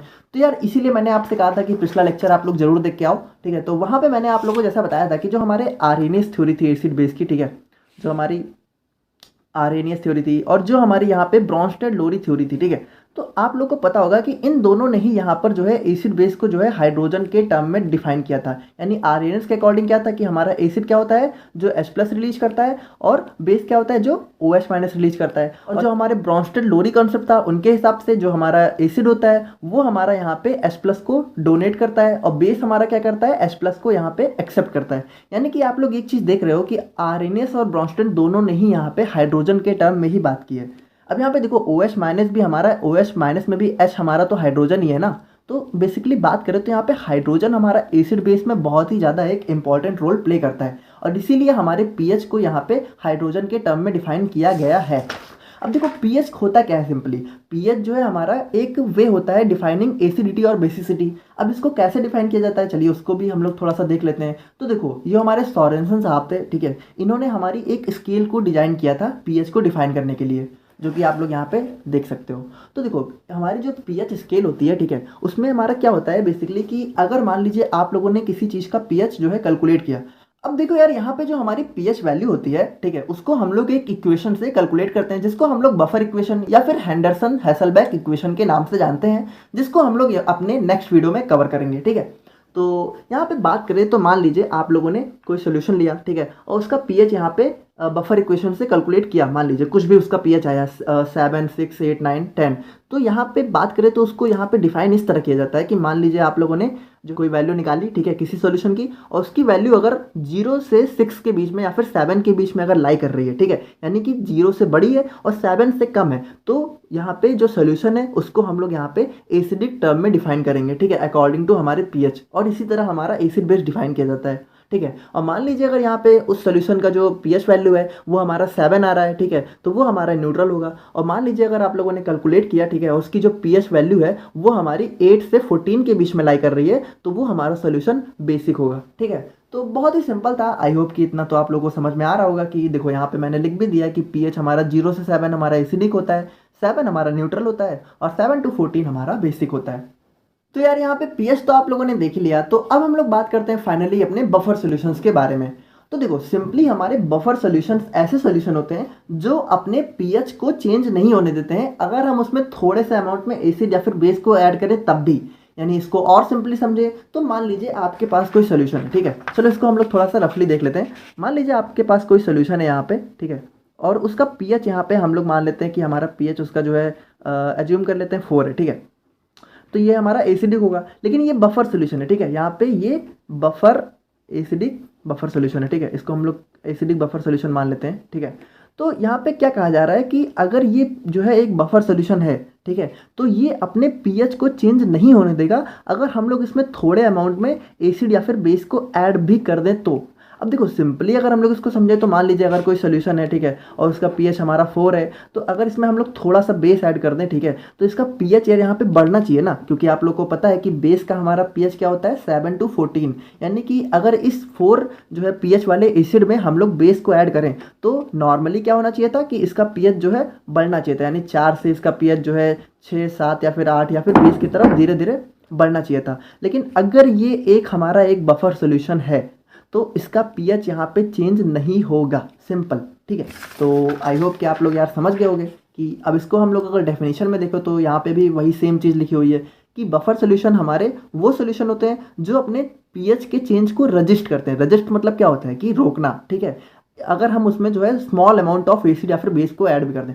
अब देखो एक चीज़ यहाँ पे नोटिस करने वाली है कि यहाँ पे स्मॉल अमाउंट की बात हो रही है। अब भाई ये भी नहीं है ना कि मान लीजिए आपके पास अगर मान लो यार हमारे पास कोई सोल्यूशन है, ठीक है, और वो हमारा 4 ml है, ठीक है, 4 ml हम लोग के पास बफर सोल्यूशन है। अब आप लोगों ने उसमें मान लीजिए यार अगर यहाँ पे 5 ml 10 ml मतलब इसका डबल अमाउंट में या फिर इतना ही अमाउंट में आप लोग जो है एसिड या फिर बेस को ऐड कर दें, ठीक है, तब तो भाई सिंपल है यार इसका पीएच चेंज होगा। इतना तो कोई सोल्यूशन मतलब जादू तो हो नहीं रहा है। लेकिन बफर सोल्यूशन हमारे ऐसे सोल्यूशन होते हैं कि अगर मान लीजिए 4 ml हमारा बफर सोल्यूशन है और इसमें हम लोग जो है 0.4 ml या फिर 0.6 ml हम लोग एसिड या फिर बेस को ऐड भी कर दें, तो यहाँ पे अगर ये बफर होगा तो इसका पीएच यहाँ पे नहीं चेंज होने वाला, ठीक है, मतलब इसका जो भी पीएच मान लीजिए अगर इसका पीएच 6 था तो नहीं चेंज होगा। तो यार आई होप कि आप लोग यहाँ पे समझ रहे होगे, ठीक है, कि बफर सोल्यूशन हमारे क्या होते हैं। तो अब हम लोग एक चीज़ और बात कर लेते हैं कि बफर सोल्यूशन की ज़रूरत क्या पड़ती है यहाँ पे क्योंकि हम लोग जो है इसको फार्मेसी में स्टडी कर रहे हैं, तो यहाँ पे बफर्स के फार्मेसी में क्या रोल है। तो देखो क्या होता है कि आप लोग को पता है कि जो हमारी लिक्विड डोजेज फॉर्म होती हैं, यानी बात कर ले अगर हम लोग यहाँ पे जैसे सिरप का एग्जांपल लें, तो सिरप क्या होता है कि देखो वो एक स्पेसिफिक पीएच पे उनको फॉर्मुलेट किया जाता है। यानी एक मान लीजिए उसका अगर हमारा कोई सिरप है उसका पीएच 4 है, ठीक है, तो उसको इस तरह डिजाइन किया जाता है कि उसका पीएच 4 ही रहना चाहिए, तभी उसकी वो मतलब जैसे उस पर एक्सपायरी लिखी होती है ना कि मान लीजिए 1 साल 2 साल तक ये चलने वाला है। तो भाई यहाँ पे अगर उसका पीएच अगर चेंज हो गया, ठीक है, तो वहाँ पे उसकी एक्सपायरी डेट यहाँ पे कम हो जाएगी या फिर बढ़ जाएगी, यानी कि वो हमारा खराब हो जाएगा, ठीक है। तो उसके पीएच को बचाने के लिए या फिर मेंटेन करने के लिए हम लोग जो है यहाँ पे बफर सॉल्यूशंस को ऐड करते हैं, ठीक है। तो अब बात करें कि यहाँ पे पीएच चेंज कैसे हो जाता है। मान लीजिए बफर सॉल्यूशन को हम लोगों ने सिरप में नहीं ऐड किया, तो देखो क्या होता है कि जब हम लोग सिरप को खोलते हैं, ठीक है, तो हमारे एटमॉस्फेयर से तो यार वो रिएक्ट करेगी। तो एटमॉस्फेयर में आप लोगों को पता है कि हमारे कितनी सारी गैसेज रहती हैं, यानी अगर सिंपली बात कर ले तो आप लोग को पता है कार्बन डाइऑक्साइड रहती है, ठीक है, और कभी कभी जो है कुछ नमी भी रहती है, यानी कुछ मॉइस्चर रहता है, तो हमारा H2O भी प्रेजेंट हो जाता है। तो क्या है कि हमारे H2O और CO2 रिएक्ट करके हमारी H2CO3 का फॉर्मेशन कर लेते हैं, जो हमारे जैसे सिरप है, ठीक है, तो उसको हमारा एसिडिक कर सकता है। तो इन सारी चीज़ों से बचने के लिए ही हम लोग यहाँ पे बफर सॉल्यूशंस का यूज करते हैं। यानी बफर सॉल्यूशंस हमारे हैं तो बहुत काम की चीज़, ठीक है, और इसको हम लोग अभी आगे चल के देखेंगे भी। तो अब हम लोग सिंपली बात करते हैं अपने टाइप्स ऑफ बफर सॉल्यूशंस के बारे में, यानी हमारे बफर सॉल्यूशन यहाँ पे कितने टाइप के होते हैं। तो देखो यार ये सिंपली हमारे 2 टाइप के होते हैं। पहला होता है हमारा एसिडिक बफर, दूसरा होता है हमारा बेसिक बफर। यानी कि देखो सिंपल है कि अगर मान लीजिए कोई सोल्यूशन है और उसका पीएच हमारा 7 से नीचे है, ठीक है, और अगर अब उस पीएच को हम लोग को मेंटेन करना है या फिर बचाना है, ठीक है, मान लीजिए कोई सोल्यूशन है उसका पीएच हमारा 4 है 5 है, तो अगर वहाँ पे उस 4-5 वाले पीएच को मेंटेन करना है, तो आप लोग को पता है कि 4 और 5 या फिर 7 से नीचे जो भी हमारे पीएच नंबर्स हैं वो हमारे एसिडिक सॉल्यूशन के होते हैं। तो यार उसमें हम लोग बेसिक बफर तो ऐड नहीं करेंगे, उसमें कौन सा बफर हम लोग ऐड करेंगे जो एसिडिक हो, है ना, ठीक है। तो इसीलिए उन सॉल्यूशंस में हम लोग यहाँ पे एसिडिक बफर का यूज करते हैं। तो बात करें यहाँ पे तो ये हमारे 2 चीज़ों के कॉम्बिनेशन से मिलकर बना होता है, जिसमें पहला होता है हमारा वीक एसिड और दूसरा होता है हमारा इसी वीक एसिड का सॉल्ट जो है हम लोग स्ट्रॉन्ग एसिड से जब इसको कंबाइन करते हैं। अब देखो मुझे पता है कि आप लोग थोड़ा सा कंफ्यूज हो रहे हो, तो इसको हम लोग बहुत ही सिंपली समझ लेते हैं। अच्छा सबसे पहले हम लोग थोड़ा सा ये देख लेते हैं कि स्ट्रॉन्ग और वीक एसिड या फिर स्ट्रॉन्ग बेस और वीक बेस क्या होता है, ठीक है। अब जिनको पता है तो आप लोग 2 मिनट आगे स्किप कर सकते हो, जिनको नहीं पता वो अच्छे से यहाँ पे देखो। तो देखो क्या है कि देखो एसिड हमारे बेसिकली 2 टाइप के होते हैं, इसी तरह हमारा बेस होता है। तो एक चीज़ मैं आप लोग को समझा दूंगा, दूसरा आप लोग समझ जाना। तो एसिड क्या होता है हमारा 2 टाइप का होता है, पहला होता है हमारा स्ट्रॉन्ग एसिड, दूसरा होता है हमारा वीक एसिड। तो स्ट्रॉन्ग एसिड और वीक एसिड को यहाँ पे डिसाइड कैसे किया जाता है, तो जो हमारे स्ट्रॉन्ग एसिड होते हैं वो हमारे कंप्लीटली डिसोशिएट हो जाते हैं। कुछ भी नहीं पता कोई बात नहीं, बस वीडियो को अच्छे से देखते हुए चलो, सब समझ में आ जाएगा। और वीक एसिड की बात करें तो ये हमारे बहुत ही पार्शियली डिसोशिएट होते हैं, यानी कि ये बहुत कम डिसोशिएट होते हैं, ठीक है। तो इसके अगर एग्जाम्पल की बात करें, ठीक है, अभी देखो सब समझ में आ जाएगा आप लोग को कि स्ट्रॉन्ग एसिड का सबसे बेस्ट एग्जाम्पल यहाँ पे HCl है, ठीक है। तो क्या है कि HCl को अगर मान लीजिए हम लोगों ने यहाँ पे वाटर में डिजॉल्व किया, तो आप लोग को पता है कि आर्हेनियस थ्योरी के अकॉर्डिंग हमारा जो एसिड है वो हमारा किस में ब्रेक होता है, H+ में ना। तो H+ और Cl- में हमारा ब्रेक हो जाएगा, जैसा आप लोग को पता है। तो इसी ब्रेक होने को क्या कहते हैं, इसी ब्रेक होने को डिसोसिएशन कहते हैं, ठीक है। डिसोसिएशन मतलब क्या है कि हमारे कंपाउंड्स का आयंस में ब्रेक हो जाना, ठीक है। तो समझ गए हो ना, यहाँ पे जो ये प्लस और माइनस चार्ज लग जाता है ना, इसकी वजह से इसको आयंस बोला जाता है। तो वो सब भी यार देखो कुछ भी नहीं पता कोई बात नहीं, सब समझ में आ जाएगा, बस जितना यार मैं पढ़ा रहा हूँ उसको पढ़ते हुए चलो, ठीक है। और जिनको पता है बहुत अच्छी बात है। तो देखो क्या है कि स्ट्रॉन्ग एसिड हमारा क्या होता है, स्ट्रॉन्ग एसिड हमारा कंप्लीटली डिसोशिएट हो जाता है। यानी यहाँ पे बात करें तो मान लीजिए अगर आप लोगों ने यहाँ पे 10 ml जो है HCl का लिया, तो यहाँ पे क्या होगा कि इसको अगर हम लोग डिसोशिएट करेंगे तो ये पूरा का पूरा 10 ml डिसोशिएट हो जाएगा, यानी कि ये 10 ml हमारा H+ में ब्रेक हो जाएगा और 10 ml हमारा यहाँ पे Cl- में ब्रेक हो जाएगा। तो ये हो गया, क्या हो गया, ये हमारा स्ट्रॉन्ग एसिड हो गया। तो उसी तरीके से वीक एसिड क्या होंगे, आई होप कि आप लोग थोड़ा थोड़ा तो समझ गए होंगे, और नहीं समझे तो वीक एसिड सिंपली यार यहाँ पे जो है वो बहुत कम डिसोसिएट होते हैं। यानी कि बात करें जो हमारा सबसे बेस्ट एग्जांपल है वीक एसिड का, वो है हमारा CH3COOH। तो इसको अगर हम लोग यहाँ पे वाटर में डिजॉल्व करेंगे, ठीक है, तो ये भी हमारा किस में ब्रेक होगा, H+ में और COO माइनस में। लेकिन क्या है कि ये हमारा बहुत कम ब्रेक होगा, ठीक है, बहुत कम डिसोसिएट होगा। यानी इसकी बात करें तो अगर हम लोगों ने इसको 10 ml यहाँ पे CH3COOH लिया, ठीक है, तो अगर इसको हम लोग डिजॉल्व करेंगे तो ये हमारा जो है बहुत, मान ली मतलब सिंपली बात करें तो ये हमारा सिर्फ 4 ml CH3COOH माइनस में और 4 ml यहाँ पे H+ में ब्रेक होगा। यानी कि 6 ml यहाँ पे ब्रेक ही नहीं होगा, डिसोशिएट ही नहीं होगा। तो आप लोग समझ रहे हो ना कि इसके टर्म में हम लोग यहाँ पे एसिड बेस को स्ट्रॉन्ग या फिर वीक एसिड की कैटेगरी में रखते हैं। और उसी तरीके से हमारा वीक बेस और स्ट्रॉन्ग बेस की बात करें तो स्ट्रॉन्ग बेस हमारा कंप्लीटली डिसोशिएट हो जाएगा। यानी कि एक एग्जाम्पल की बात करें तो NaOH हमारा बहुत ही स्ट्रॉन्ग बेस होता है, तो उसको अगर हम लोग डिजॉल्व करेंगे तो वो पूरा ब्रेक हो जाएगा, वो पूरा हमारा Na+ और OH- में ब्रेक हो जाएगा। लेकिन अगर यहाँ पे बात करें हम लोग जो है वीक बेस की, जिसका एग्जाम्पल हमारा NH4OH को आप लोग ले सकते हो, तो वो हमारा बहुत कम ब्रेक होगा। अब देखो यार, अभी भी अगर आप लोग को चीज़ें नहीं समझ में आ रही है तो आप लोग को बता दूं कि ये सारी चीज़ें मैं आप लोग को बस इसलिए बता रहा हूँ ताकि आप लोग का पूरा बेस क्लियर रहे, ठीक है। मैं ये नहीं चाहता हूँ यार कि आप लोग कोई चीज़ रट्टा मारो, ठीक है, क्योंकि रटना अच्छी बात नहीं है। आप लोग को चीज़ें बेसिक से समझनी आनी चाहिए, ठीक है। बाकी ये सारी चीज़ें देखो एग्जाम पॉइंट ऑफ व्यू से बहुत ज़्यादा इंपॉर्टेंट नहीं है, मतलब बहुत ज़्यादा क्या, बिल्कुल भी इंपॉर्टेंट नहीं है। एग्जाम में तो आप लोग के सिर्फ जहाँ पे बफर्स पूछा जाएगा, लेकिन इसकी जो मतलब कंसेप्ट है कहाँ से आया, तो वो सारी चीज़ें मैं आप लोग को यहाँ पे बता रहा हूँ। तो जिनको नहीं समझ में आ रहा तो आप लोग को बिल्कुल भी परेशान होने की बात नहीं है, आप लोग इतना तो यार तैयार कर सकते हो ना। और जिनको समझ में आ रहा है तो बहुत अच्छी बात है। बाकी मैं पूरी कोशिश कर रहा हूँ कि इजी से इजी लैंग्वेज में आप लोग को समझा सकूँ। तो यार यहाँ पे जैसा कि हम लोगों ने देखा था कि जो हमारे एसिडिक बफर होते हैं वो हमारे वीक एसिड और उनके सॉल्ट के कॉम्बिनेशन से मिलके बने होते हैं। तो अब हम लोग यहाँ पे सिंपली देखते हैं, जैसे कि यहाँ पे जैसा आप लोग एग्जांपल देख पा रहे हो कि CH3COOH और CH3COONA। तो यहाँ पे क्या बोला जा रहा है कि मान लीजिए अगर कोई हमारा एसिडिक बफर है, ठीक है, तो एसिडिक बफर क्या होगा हमारा वीक एसिड, ठीक है। जैसा क्या देखो एग्जाम यहाँ पे डेफिनेशन क्या लिखी हुई है, कॉम्बिनेशन ऑफ वीक एसिड। तो वीक एसिड हमारा क्या हो गया, CH3COOH, ठीक है। आप लोग को देखो चीज़ें समझते हुए चलो, ये यहाँ पे क्या कह रहा है, it's salt with strong base, यानी कि इसी एसिड का सॉल्ट जो कि स्ट्रॉन्ग बेस के कॉम्बिनेशन से मिलके बना हो। तो देखो जैसा कि मैंने आप लोग को अपनी पिछली वीडियो में बताया था कि जो हमारा एसिड और बेस जब हमारे रिएक्ट करते हैं, ठीक है, तो वो हमारे क्या फॉर्मेशन करते हैं, सॉल्ट का, ठीक है। तो अगर आप लोग को नहीं पता तो जान लो, अगर पता है तो बहुत अच्छी बात है। तो देखो यहाँ पे क्या बोल रहा है, यहाँ पे ये बोल रहा है कि जो हमारा कॉम्बिनेशन है दूसरा वाला, यानी जो हमारा CH3COONA है, वो कैसे फॉर्म होगा, वो हमारा वीक एसिड, यानी वीक एसिड हमारा यही था, यानी यही एसिड, देखो एसिड हमारा यही होना चाहिए, ठीक है। तो वीक एसिड हमारा क्या है, CH3COOH, ठीक है। और बेस हमारा क्या है, बेस हमारा यहाँ पे स्ट्रॉन्ग है। स्ट्रॉन्ग बेस कौन सा है हमारा, NaOH, ठीक है। तो जब हम लोग यहाँ पे CH3COOH और NaOH को आपस में रिएक्ट कराएंगे तो हमारा किस चीज़ का फॉर्मेशन होगा, CH3COONA, ठीक है। और हमारा वाटर यहाँ पे अलग हो जाएगा। देखो ये कैसे फॉर्म हुआ, यहाँ पे CH3COO यहाँ से आ गया, Na यहाँ से आ गया, और H और OH हमारे दोनों मिलके H2O के फॉर्म में यहाँ पे अलग हो गए, ठीक है। और हमारा किस चीज़ का फॉर्मेशन हुआ, सॉल्ट का। सॉल्ट हमारा क्या है, CH3COONA, और इसी चीज़ को आप लोग यहाँ पे देख रहे हो, ठीक है। और उसी तरीके से अगर हम लोग बात करें अपने बेसिक बफर्स के बारे में, तो ये हमारे कॉम्बिनेशन होते हैं वीक बेस और उसके सॉल्ट का, जो कि स्ट्रॉन्ग एसिड से मिलके बना होता है। देखो बिल्कुल ही एकदम उल्टा है, ठीक है। यहाँ पे क्या था, यहाँ पे वीक एसिड था, ठीक है। एसिडिक बफर में वीक एसिड था, बेसिक बफर में वीक बेस है। यहाँ पे इसी का सॉल्ट था, यहाँ पे भी इसी का सॉल्ट है। यहाँ पे देखो इसका वीक एसिड का सॉल्ट किसके साथ था, स्ट्रॉन्ग बेस के साथ। तो यहाँ पे वीक बेस का सॉल्ट किसके साथ है, स्ट्रॉन्ग एसिड के साथ।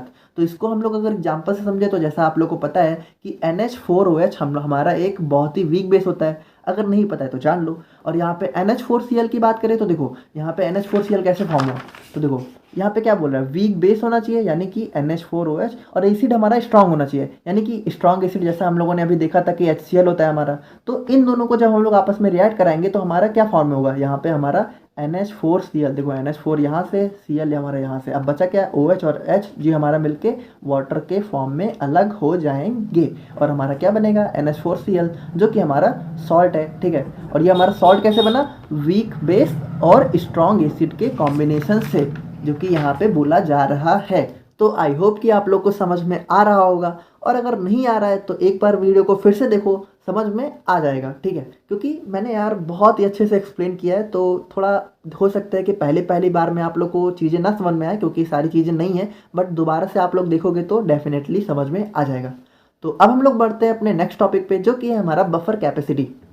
सो देखो यार, यहाँ पे जो बफर कैपेसिटी है, ठीक है, वो हमारी सिंपली ये बताती है कि कोई जो हमारा बफर है वो कितने अमाउंट तक एसिड बेस को रजिस्ट कर सकता है। यानी सिंपली बात करें तो जैसा मैंने आप लोग को बताया था कि बफर सोल्यूशन हमारे पीएच के चेंज को रजिस्ट करते हैं, यानी पीएच के चेंज को रोकते हैं, नहीं होने देते हैं अगर हम लोग उसमें एसिड बेस को ऐड करें। पर जहाँ पे मैंने आप लोग को एक चीज़ और बताई थी कि स्मॉल अमाउंट ही होना चाहिए, ठीक है। अब ऐसा नहीं है कि आप लोग बहुत सारा एसिड बेस डाल दे रहे हो भाई। देखो यहाँ पे अगर कोई सोल्यूशन हमारा 10 ml है बफर का, वो आप लोग उसमें 20 ml एसिड या फिर बेस ऐड कर दोगे तो भाई वहाँ पे तो पीएच चेंज होगा ही ना, इतना थोड़ी कोई सोल्यूशन यहाँ पे रजिस्ट करेगा। तो यहाँ पे बात यही की जा रही है कि बफर कैपेसिटी हमारी वो डिफाइन करती है कि मान लीजिए अगर 10 ml है, ठीक है, कोई हमारा सोल्यूशन बफर का 10 ml है, तो उसमें कितने ml तक एसिड बेस को हम लोग ऐड करें कि उसका पीएच या फिर ना चेंज हो या फिर यूनिट चेंज हो, ठीक है। यानी कितने ml तक वो यहाँ पे अपने पीएच के चेंज को रजिस्ट कर सकता है, वो उसकी बफर कैपेसिटी होती है। और इसी को हम लोग यहाँ पे buffer index, buffer value, buffer efficiency या फिर बफर कोएफिशिएंट के नाम से भी जानते हैं, जैसा कि यहाँ पे लिखा हुआ है, ठीक है। तो डेफिनेशन में यार वही सारी चीज़ें लिखी हुई हैं, जैसे कि the amount of acid base required to produce a unit chain, यानी कि हम लोग कितना अमाउंट यहाँ पे एसिड या बेस का ऐड करें कि हमारा जो बफर सोल्यूशन है वो एक पॉइंट से यहाँ पे चेंज हो जाए। यानी मान लीजिए अगर उसका पीएच हमारा 4 है, ठीक है, तो हम लोग कितना ml यहाँ पे जो है एसिड या फिर बेस को ऐड करें, ठीक है, कि वो हमारा 4 से 3 हो जाए या फिर 4 से 5 हो जाए। यूनिट चेंज, यूनिट मतलब 1, यानी एक पॉइंट का चेंज आ जाए, तो उसको हम लोग यहाँ पे उसकी बफर कैपेसिटी के नाम से जानते हैं। तो यहाँ पे इसका जो फॉर्मूला होता है वो हमारा सिंपली होता है beta is equal to delta A और delta B divided by delta P H. तो यार यहाँ पे बात करें तो जो हमारा बफर कैपेसिटी होता है उसको हम लोग यहाँ पे बीटा से डिनोट करते हैं, ठीक है। यानी बीटा हमारा बफर कैपेसिटी को रिप्रेजेंट करता है, डेल्टा ए और डेल्टा बी हमारा अमाउंट ऑफ एसिड और बेस एडेड, यानी कितना अमाउंट हम लोग एसिड या फिर कितना अमाउंट हम लोग बेस को ऐड कर रहे हैं उसको रिप्रेजेंट करता है, और डेल्टा पी एच होता है हमारा चेंज इन पी एच। अब देखो इसको हम लोग एक सिंपल से एग्जांपल से समझ लेते हैं तो आप लोग को बहुत अच्छे से समझ में आ जाएगा। जैसा कि मान लीजिए अगर हम लोग के पास यहाँ पे कोई 100-200 ml का सोल्यूशन है, ठीक है, और उसमें हम लोगों ने यहाँ पे 10 ml अपना एसिड ऐड किया, ठीक है, और उसके बाद जब हम लोगों ने यहाँ पे उसका पीएच चेंज मेजर किया तो वो हमारा आया, यानी डेल्टा पीएच हमारा कितना आया 2, ठीक है। 10 ml हमारा क्या है एसिड, यानी डेल्टा ए, ठीक है। तो और डेल्टा पीएच हमारा कितना है 2। तो यहाँ पे बात करें हम लोग बफर कैपेसिटी को मेजर करना चाहें तो इसका फॉर्मूला क्या होता है डेल्टा ए या फिर डेल्टा बी। तो यहाँ पे हम लोग क्या कर रहे हैं, यहाँ पे डेल्टा ए यानी एसिड को ऐड कर रहे हैं, तो यहाँ पे हम लोग डेल्टा ए रखेंगे और उसके बाद डेल्टा पी एच, ठीक है। तो डेल्टा ए कितना है हमारा 10, पी एच हमारा कितना है, यानी चेंज इन पी एच कितना है 2, तो 2 से 10 को डिवाइड करेंगे कितना आएगा 5, यानी इसकी बफर कैपेसिटी कितनी है 5। यानी देखो यार यहाँ पे जो हमारा 5 ml है वो हमें ये बता रहा है कि ये हमारा जो पार्टिकुलर सोल्यूशन था जो भी हम लोगों ने, जिसमें मान लीजिए 100-200 ml का है, 100 ml का है, ठीक है, तो ये अपने अंदर 5 ml या फिर एसिड या फिर बेस को रजिस्ट कर सकता है। यानी अगर हम लोग इसमें 5 ml तक एसिड या फिर 5 ml तक बेस को ऐड करेंगे तब भी इसका पीएच यहाँ पे चेंज नहीं हुआ, लेकिन जैसे ही हम लोग इसको 5 से 6 कर देंगे, ठीक है, तो यहाँ पे इसका पीएच यहाँ पे चेंज हो जाएगा। तो आई होप कि यार आप लोग समझ गए होंगे। तो अब हम लोग बात करते हैं यहाँ पे एप्लीकेशंस ऑफ बफर्स के बारे में, यानी कि जो हमारे बफर सॉल्यूशंस होते हैं उनका हमारी फार्मेसी या फिर हमारे डेली लाइफ में क्या क्या यूज होता है, ठीक है। तो बात करें अगर हम लोग यहाँ पे फर्स्ट एप्लीकेशन की, तो जो हमारी बॉडी के डिफरेंट एंजाइम्स होते हैं, ठीक है, उनकी एक्टिविटी हमारी यहाँ पे पीएच पे बहुत ज़्यादा डिपेंड करती है। यानी कि जब हमारा एंजाइम ऐसे हो रहा होता है उस समय हमारा पीएच जरूर से कॉन्स्टेंट होना चाहिए, ठीक है। तो उस समय हमारा क्या बफर्स जो है सिस्टम होता है वो बहुत ही अच्छे से वर्क करता है। तो अब आप लोग सोच रहे होंगे कि बॉडी के अंदर हमारा बफर सॉल्यूशन कैसे वर्क करता है। तो आप लोग को बता दूं कि हमारी जो बॉडी है उसके अंदर उसका खुद का ही एक बफर सिस्टम होता है, ठीक है, जिसको हम लोग यहाँ पे फिजियोलॉजिकल एसिड बेस बैलेंस में, जो कि हमारे बफर सॉल्यूशंस का हमारा 3rd या 4th लेक्चर होगा, उसमें हम लोग बहुत ही अच्छे से उसको समझेंगे। और बात करें यहाँ पे अगर सेकंड पॉइंट की, तो हमारी बॉडी के अंदर जो बहुत सारी बायोलॉजिकल प्रोसेस होती हैं वो हमारी एक बहुत ही स्मॉल पीएच रेंज पे वर्क करती हैं, ठीक है।